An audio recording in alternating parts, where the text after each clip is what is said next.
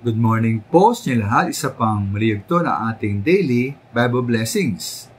Pamagat po ng ating araling umaga ay kapareho o komplementaryo. Kapareho o komplementaryo.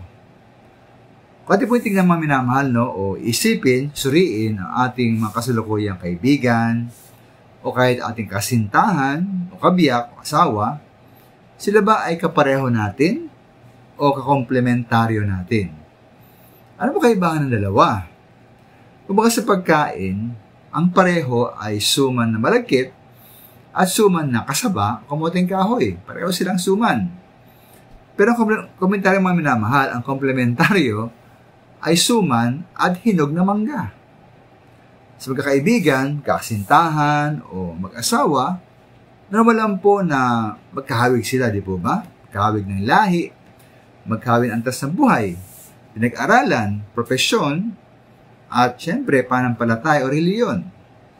At hindi po sila magkakalayo karaniwan sa palabas na itsura o tawag nating attractiveness. May pagkakataong mga minamahal din na minsan maganda rin ang magkakaiba kung sila po ay komplementaryo at nagkakatugma.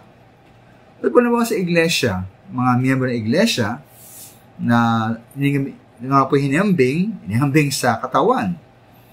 Ayon po sa 1 Corinto 12:14, ang katawan daw, sabi sa Biblia, ay binubuo ng maraming bahagi, hindi ng iisang bahagi lamang.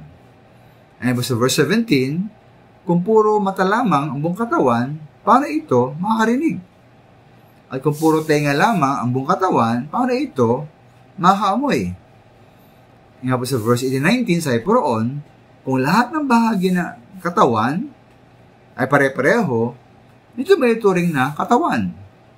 At ilagay ng Diyos ang bawat bahagi ng katawan ay sa kanyang kalooban. Kaya po ating mahigit ang maminamahal ang ating iglesia na may iba't ibang klaseng tao roon, ang mga kasapi. Ito po ay ating huwag pagtaka, hindi ating pong ipagdiwang at ipagpasalamat sa Panginoon. Ito dahilan para tayo po ay mahiyang sumali o ang sinuman ay hindi isali. Sabi mga minamahal, pagkapala, ang tayo po iba-iba. Ang bawat isa ay may kakaiba, positibo at natanging papel at contribution sa gawain ng ating Panginoon. Kaya minamahal, kahit tayo iba-iba, tayo naman po ay may komplementaryo.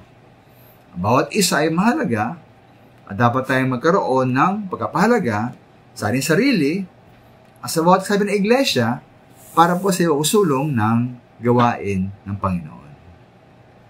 Maraming salamat.